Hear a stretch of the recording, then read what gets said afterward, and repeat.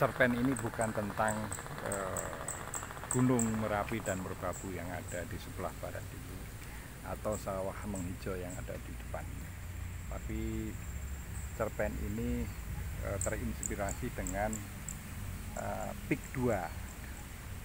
Kemudian cerpen ini saya beri judul Pik 3, Permata Indah Kemilau 3.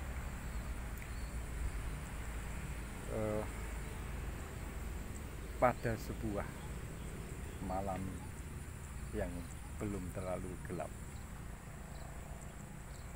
duduklah dua orang bapak dan anak yang beranjak remaja di sebuah pojok warung kopi yang berada di seberang perumahan mewah yang bernama Permata Indah Kemilau 3. Sambil menghisap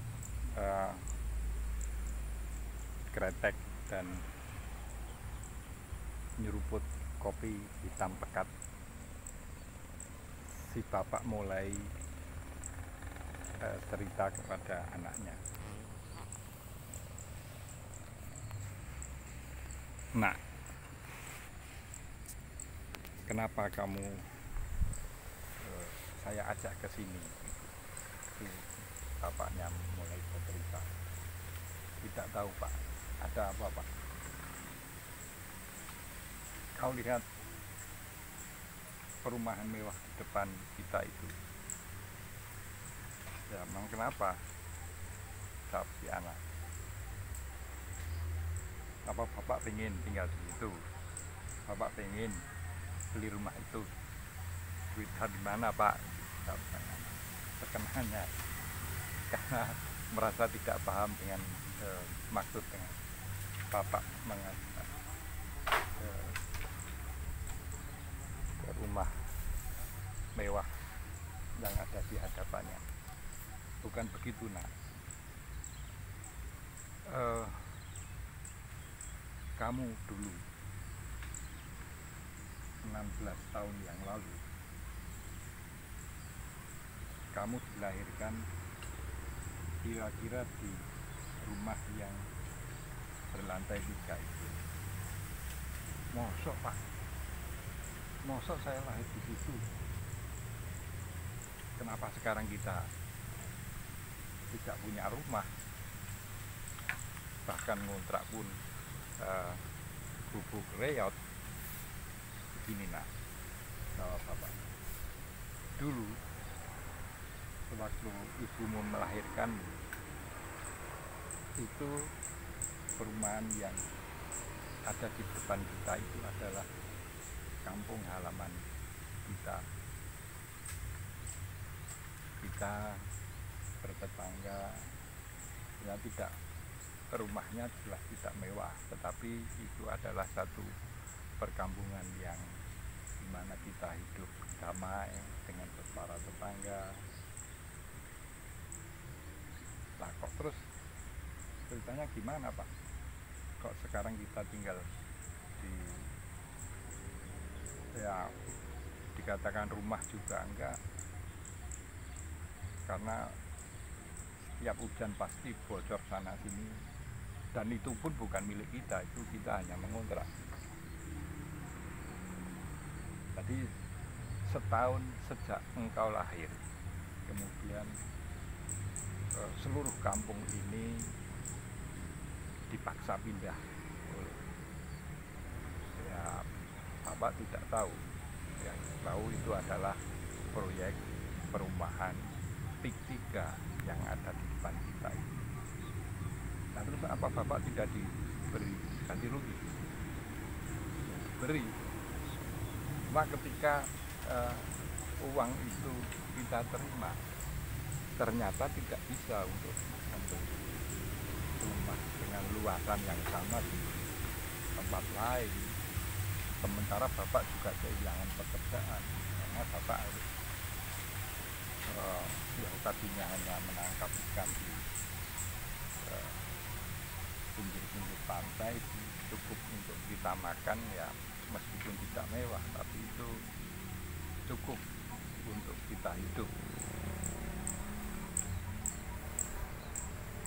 Lah, kenapa Bapak tidak melawan? Itu saut anaknya. Ya bagaimana mau melawan?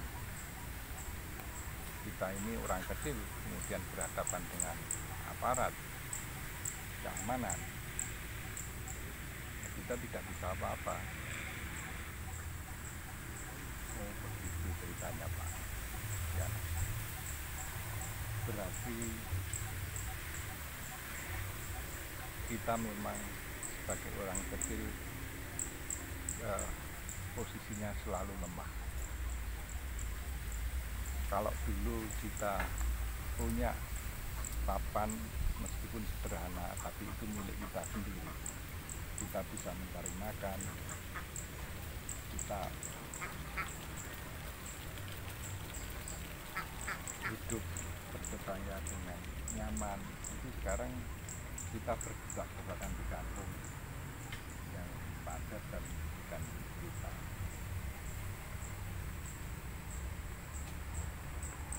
Mungkin bapaknya mengenai anak panjang. Pak, derek lenggan Pak. Monggo.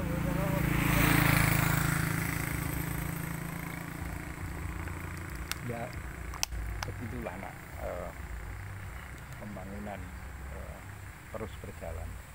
Ya kita sebagai orang kecil ya hanya pasrah. Tidak bisa begitu Pak. Kemudian anaknya agak sedikit emosi. Bagaimanapun ya kita adalah rakyat satu negara yang ada pemimpinnya, ada presidennya, ada gubernurnya, ada bupatinya. Ya kita berhak untuk hidup layak, berhak mendapat pekerjaan. Ya tapi kenyataannya Bapak tidak berdaya ya, maafkan Bapak kalau waktu itu Bapak tidak mati-matian melawan yang menurut Bapak sebetulnya juga tidak adil. Tetapi ya sekali lagi Bapak minta maaf karena ketidakberdayaan Bapak dan kawan-kawan. Akhirnya kita ya ada sebagian yang tetangga kita yang sukses di luar itu, tetapi kebanyakan kalau tidak sama ya bahkan lebih menderita ya. Tapi ya sabarlah nak.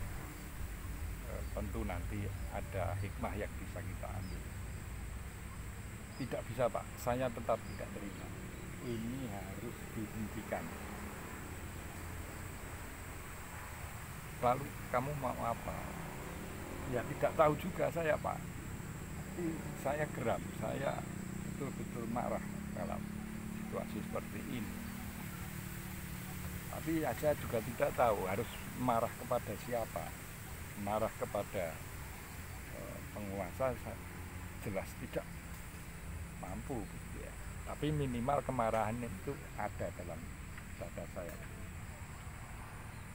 Ya saya doakan kelak begitu bapaknya dengan bijak, kamu akan menjadi salah satu pemimpin di negeri ini sehingga kamu bisa merasakan apa yang dirasakan oleh rakyat seperti kita, sehingga nanti kamu bisa mengambil kebijakan yang memahami penderitaan rakyat. Bapak ini makin ngelantur. Bagaimana saya jadi pemimpin? Sekolah saja saya tidak bisa meneruskan karena Bapak melarang.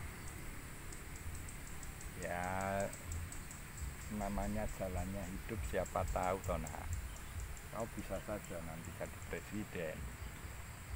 Bapak ngawur aja ya, ya saking dekatnya bapak dan anak, sehingga ya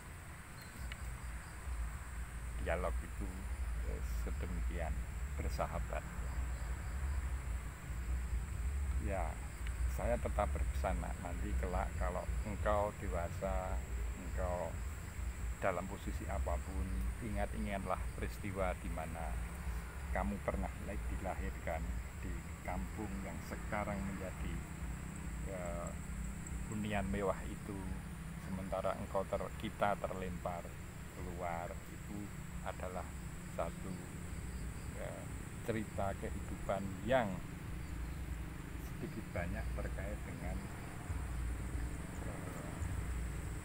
keberpihakan pemimpin terhadap rakyatnya. Malam semakin larut, sementara anaknya juga sudah bosan mendengar kisah keluh dari bapaknya, maka mereka dengan jalan gonte pulang ke rumah entah di mana. Boyolali, 1 Desember 2024. Salam konstitusi.